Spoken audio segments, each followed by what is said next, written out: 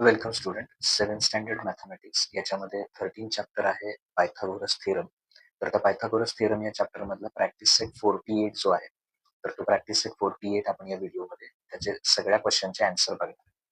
Practice set 48 मध्ये first question आहे, in the figure given below find the value of x. इथे तुम्हाला right angle triangle दिलेलं आहे आणि त्याच्यावरून तुम्हाला ही एक्सची व्हॅल्यू फाइंड आउट करायची आहे. तर सुरुवात कशी करायची? In triangle L M N मध्ये कुठला अँगल 90 डिग्री आहे? तर एम हा अँगल 90 डिग्री आहे. तर तो जर 90 डिग्री असेल तर कुठला थेरम वापरायचा? Bye Pythagoras theorem. ओके. तर तो पायथागोरस थेरम कसा यूज करायचा असतो? तर 90 डिग्रीच्या समोरची जी साईड आहे त्याला म्हणायचं हायपोटेनियस. 90 डिग्रीच्या समोरची साईड कुठली आहे? L M. एल एन म्हणजे hypotenuse square is equal to एक घ्यायचा, एक साईडला बेस म्हणून घ्यायचं, इथे खाली आहे त्याला बेस म्हणायचं, is equal to M N square plus दुसरी साईड इकडची, दुसरी साईड कुठली? Plus L M square. Okay. आता सगळ्याच्या व्हॅल्यू पुट करूया म्हणजे आपल्या लक्षात येईल. एल एन ची जर बघितलं, एल एन ची व्हॅल्यू किती आहे? एक्स आहे. ती इथे पुट करूया, एक्स स्क्वेअर. त्याच्यानंतर एम एन ची व्हॅल्यू किती आहे? 24. त्याचा स्क्वेअर करायचा, 24चा स्क्वेअर प्लस एल एम त्याची व्हॅल्यू किती आहे? 7चा स्क्वेअर करायचा. Therefore x square is equal to 24चा स्क्वेअर म्हणजे काय? 24 मल्टिप्लाय 24 जर तुम्ही केलं तर त्याचा आन्सर येणार आहे 576. तर हा येणार 24चा स्क्वेअर. तसं 7 मल्टिप्लाय 7 केलं तर 7 7 जा 49 म्हणजे 7चा स्क्वेअर किती येणार? 49. ओके. आणि जर का ह्या दोन्हीची ऍडिशन केली आपण, 576 प्लस 49, 6 प्लस 9 येणार 15, 7 प्लस 4 11 आणि कॅरी 1 2 येणार आणि परत आणखीन एक कॅरी जाणार 625. एक्स स्क्वेअर किती आला? 625. तर आता हे जर शोधायचं असेल तर याचं स्क्वेअर रूट घ्यायचं. ओके. तर 625 एक्स स्क्वेअर 625 हा कुणाचा स्क्वेअर आहे? जर का तुम्ही 25 मल्टिप्लाय 25 केलं तर त्याचा आन्सर किती येतं? 625. म्हणून टेकिंग स्क्वेअर रूट असं म्हणायचं. आणि x is equal to square root घेतल्यावर हा स्क्वेअर निघून जाणार, फक्त एक्स राहणार. तर 625 कुणाचा स्क्वेअर आहे? 25चा. म्हणजे एक्सची व्हॅल्यू किती आली? 25. आणि तेच आपल्याला या व्हिडिओ म्हणजे या फिगर मध्ये आपल्याला find the value of x प्रत्येक फिगर मध्ये फाइंड आउट करायचं. या फिगर साठी एक्सची व्हॅल्यू किती आलेली आहे? 25. आता सेकंड मध्ये जो ट्रायंगल आहे तो आहे in triangle P Q R. P Q R हा ट्रायंगल आहे. त्याच्यामध्ये कुठला अँगल 90 डिग्री आहे? अँगल क्यू किती डिग्रीचा आहे? 90 डिग्रीचा. परत सेम काय वापरायचं? By Pythagoras theorem. तर तो पायथागोरस थेरम काय सांगतो? तर 90 डिग्रीच्या समोरची साईड आहे त्याला आपण काय म्हणतो? हायपोटेनियस. तर त्या हायपोटेनियसचा स्क्वेअर करायचा म्हणजे P R square is equal to. मग आता फर्स्ट साईड कुठलीही एक साईड घ्या. तर मी पहिल्यांदा इकडची साईड घेतो, पी क्यू स्क्वेअर प्लस राहिलेली दुसरी साईड क्यू आर स्क्वेअर. आता सगळ्याच्या व्हॅल्यू पुट करायच्या. इथे जर बघितलं तुम्ही, पी आर ची व्हॅल्यू किती आहे? 41. त्याचा स्क्वेअर करायचा. पी क्यू त्याची व्हॅल्यू आहे 9, तर 9चा स्क्वेअर करायचा. क्यू आर ची व्हॅल्यू किती आहे? एक्स, तर एक्सचा स्क्वेअर करायचा. ओके. आता सगळ्यात पहिल्यांदा आपल्याला काय करावं लागेल? 41 मल्टिप्लाय 41. तर पहिल्यांदा 41च येणार, परत 4 ने मल्टिप्लाय करायचं, एक प्लेस सोडा आधी. 4 1 जा 4, 4 4 जा 16. ओके. म्हणजे 18. त्याच्यानंतर 1681. ओके. 9चा स्क्वेअर केला, 9 मल्टिप्लाय 9, 9 9 चा किती येणार? 9 into 9 is 81 plus x square. आता जर का तुम्हाला एक्स स्क्वेअर पाहिजे असेल तर एक्स स्क्वेअर आहे तिथेच ठेवा. 81 जो प्लस आहे तो याच्याकडे येऊन काय होणार? मायनस होणार. So x square is equal to 1681 मधून जर 81 मायनस केले तर किती येणार आहे? 1600. आता 1600 हा कुणाचा स्क्वेअर आहे? तर 1600 आहे 40चा स्क्वेअर आहे, म्हणजे 40 इंटू 40. मग इथे लिहायचं टेकिंग स्क्वेअर रूट. तर हा स्क्वेअर निघून जाणार, फक्त कोण राहणार? एक्स राहणार. आणि 1600 कुणाचा स्क्वेअर आहे? 40चा. म्हणजे एक्सची व्हॅल्यू किती येणार? X is equal to 40. हे सेकंड इथे एक्सची व्हॅल्यू किती येणार आहे 40. तर आता तिसऱ्या फिगरमध्ये आपल्याला हा एक्स फाइंड आउट करायचा. तर ट्रायंगलचं नेम पहिल्यांदा लिहूया. In triangle E B F angle D is equal to 90 degree. हा अँगल डी जो आहे तो किती डिग्रीचा आहे 90 डिग्रीचा. मग कुठला थेरम वापरणार? 90 डिग्रीचा ट्रायंगल असेल right angle triangle by Pythagoras theorem. Pythagoras theorem काय सांगतोय? Hypotenuse square. हायपोटेनियस कोण आहे याच्यामध्ये? हायपोटेनियस आहे EF. So EF square is equal to EF चा स्क्वेअर हा कुणा इतका असतो? बाकीच्या दोन साईडच्या स्क्वेअरच्या सम इतका. म्हणजे ED स्क्वेअर प्लस दुसरी साईड याच्यातली DF स्क्वेअर. याला आपण पायथागोरस थेरम. आता व्हॅल्यू पुट करूया. EF ची व्हॅल्यू आहे 17. EF ची व्हॅल्यू. ED त्याची व्हॅल्यू किती आहे? x आहे. तर ती x ठेवूया x स्क्वेअर प्लस BF किती आहे? 8.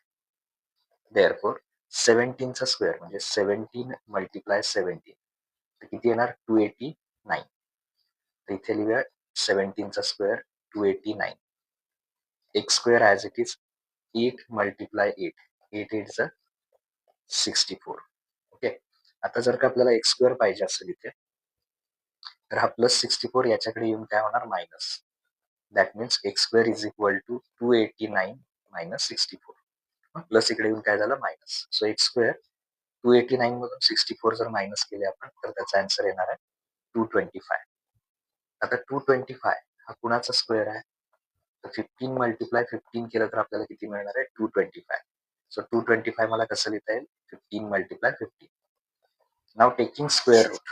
आता काय करायचं? आपल्याला स्क्वेअर रूट घ्यायचं. स्क्वेअर रूट घेतल्यावर हा स्क्वेअर जाणार, फक्त एक्स राहणार आणि हा कुणाचा स्क्वेअर आहे? 225 तर 15चा. म्हणजे ह्या एक्झाम्पल मध्ये एक्सची व्हॅल्यू किती आली? एक्सची व्हॅल्यू आलेली आहे एक्स इज इक्वल टू 15. तर ते आपला आन्सर असणार आहे. ओके. तर सेकंड क्वेश्चन मध्ये आपल्याला राईट अँगल ट्रायंगल दिलेला आहे PQR. तर तो मी इथे ड्रॉ करतो ट्रायंगल PQR. तर याच्यामध्ये P किती डिग्रीचा आहे? 90 डिग्रीचा. तर P आहे 90 डिग्री. सो मी इथे 90 डिग्रीचं साईन काढलं. इथे मी Q घेतोय आणि इकडे R. तर याच्यामध्ये PQ ची लेंथ किती आहे? तर PQ आहे 24 सेंटीमीटर आणि PR ची लेंथ किती आहे? PR is equal to 10 centimetre. Okay. आणि आपल्याला काय फाइंड करायचं आहे? QR हा फाइंड आउट करायचा. QR जर फाइंड आउट करायचं असेल तर स्टार्टिंगला असं म्हणूया in triangle PQR angle P is equal to 90 degree. मग कुठला थेरम यूज करणार? By Pythagoras theorem. तर पायथागोरस थेरम काय सांगतोय? हायपोटेनियस स्क्वेअर 90 डिग्रीच्या समोरची side hypotenuse square that is QR square is equal to त्यातली पहिली साईड घ्या PQ, एक साईड बेस घ्या PQ स्क्वेअर प्लस दुसरी साईड जी आहे ती आहे PR स्क्वेअर. ओके. हा पायथागोरस थेरम वापरला. आता याच्यामध्ये व्हॅल्यू पुट करूया. तर PQ ची व्हॅल्यू किती आहे? PQ ची व्हॅल्यू आहे 24. तर ती इथं पुट करूया 24 चा स्क्वेअर प्लस PR ची व्हॅल्यू किती आहे? 10. ही व्हॅल्यू ठेवली. 24 चा स्क्वेअर म्हणजे 24 मल्टिप्लाय 24. तर त्याचा आन्सर किती येणार आहे? 576. तर ते इथे घेतलं 576 आणि 10 चा स्क्वेअर केला तर 10 मल्टिप्लाय 10. 10 10 चा 100. ओके. आता या दोन्हींची ऍडिशन केली. त्या दोन्हींची ऍडिशन किती येणार आहे? 676 QR square. QR square is equal to आता हा कुणाचा स्क्वेअर आहे ते लक्षात आलं पाहिजे. समजा तुम्ही 26 मल्टिप्लाय 26 केलं तर ते किती येणार आहे? Sorry 676. Okay. So taking square root जर का आपण स्क्वेअर रूट घेतला तर QR ची व्हॅल्यू किती येणार आहे? QR is equal to 26. ते सेंटीमीटर वगैरे दिलेलं आहे आपल्याला त्यामुळे इथे युनिट लिहूया 26. युनिट लिहायला विसरू नका 26 centimetre. That is required length of QR. आता थर्ड क्वेश्चन मध्ये सुद्धा आपल्याला एक राईट अँगल ट्रायंगल दिलेला आहे LMN. तर हा ट्रायंगल LMN ज्याच्यामध्ये M किती डिग्रीचा आहे? M आहे 90 डिग्रीचा. तर आणखी साईड दिली आपल्याला LM दिली आहे 12 आणि LN 20. तर आपल्याला MN किती येते ते फाइंड आउट करायचं. ओके. ती साईड. त्या आन्सर मध्ये सुरुवातीला हे लिहूया in triangle LMN angle M is equal to 90 degree. आणि मग कुठला थेरम वापरणार आपण? By Pythagoras theorem. तर पायथागोरस थेरम कसा वापरणार? 90 डिग्रीच्या समोरची साईड आहे त्याला आपण म्हणणार हायपोटेनियस.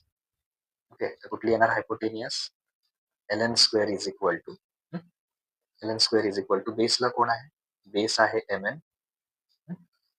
mn स्क्वेअर प्लस ही हाईट घेऊया, दुसरी साईड कुठली आली? LM plus LM square. आता ln ची व्हॅल्यू दिलेली आहे आपल्याला. ln ची व्हॅल्यू किती आहे? ln is equal to 20. ती इथे ठेवूया 20 स्क्वेअर. ही ln ची व्हॅल्यू ठेवली. mn आपल्याला फाइंड आउट करायचं आहे. mn ॲज इट इज लिहूया. आणि LM किती आहे? 12 चा स्क्वेअर. आता 20 चा स्क्वेअर म्हणजे 20 मल्टिप्लाय 20. 2 2 जा 4 आणि वरच्या या 2 0 म्हणजे किती येणार? 400 येणार. mn स्क्वेअर प्लस 12 चा स्क्वेअर म्हणजे 12 मल्टिप्लाय 12 केला तर किती येणार? 144. ओके, मग आता इथे mn square is equal to, हा प्लस आहे, इकडे येऊन काय होणार? Minus. So 400 minus 144. So mn square किती येईल मायनस केल्यावर? 256. ओके, 256. आता mn स्क्वेअर, आता 256 जर तुम्हाला स्क्वेअर पार्ट असतील तर पटकन लक्षात येईल. 16 मल्टिप्लाय 16 केलं तर किती येणार आहे? 256. टेकिंग स्क्वेअर रूट म्हणायचं. स्क्वेअर रूट घेतलं की हा स्क्वेअर निघून जाणार. फक्त काय राहणार? mn इज इक्वल टू 256 चा स्क्वेअर रूट किती? 16. त्यामुळे mn is equal to 16 centimetre. Okay, इथे सगळ्याला आपल्याला सेंटीमीटर दिलं होतं. तर इथे सुद्धा शेवटी लिहा mn is equal to 16 centimetre. That is required. Now next question number 4. The top of ladder of length 15 meter reaches the window 9 meter above the ground. What is the distance between the base of wall and that of ladder? तर हा problem solve करण्यासाठी पहिल्यांदा काय consider करूया? Let LN be the ladder. LN ला काय suppose करूया? Ladder, शिडी आहे. LN be the ladder.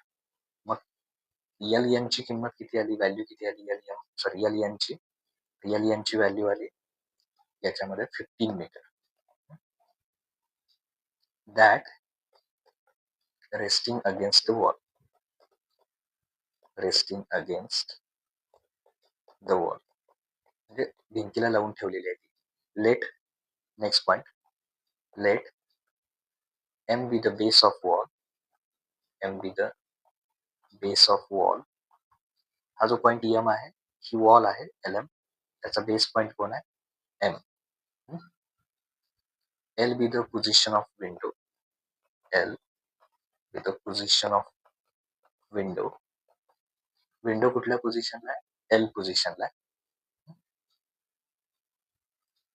तर याच्यामध्ये therefore mn is distance between the base of wall and ladder. Okay, तर mn हे काय असणार आहे? कशामधलं डिस्टन्स असणार आहे? हा वॉलचा बेस आणि लॅडरचा बेस याच्यामधलं डिस्टन्स, आणि तेच तर आपल्याला फाइंड आउट करायचं. ओके, सो LN लॅडर आहे, ही जी LN आहे ती लॅडर आहे, M बेस आहे, आणि हे MN आपल्याला फाइंड आउट करायचं. त्याच्यात आणखीन एक काय दिलंय? विंडो किती डिस्टन्सवर आहे? इथे जी विंडो आहे ती ग्राउंड पासून किती डिस्टन्सवर आहे? 9 मीटरवर. आणि लॅडर जी आहे ती किती आहे? 15. म्हणजे जर का ह्याच्यात आपण पायथागोरस वापरलं तर आपण MN फाइंड आउट करू शकतो. So in triangle LMN angle M is equal to 90 degree. M किती डिग्रीचा आहे? 90 डिग्रीचा आहे. आणि मग त्यामुळे काय वापरणार? Bye Pythagoras theorem. तर पायथागोरस थेरम काय सांगतो? 90 डिग्रीच्या बरोबर समोर असतं त्याला काय म्हणतो आपण? हायपोटेनियस. म्हणजे हायपोटेनियस कोण येणार?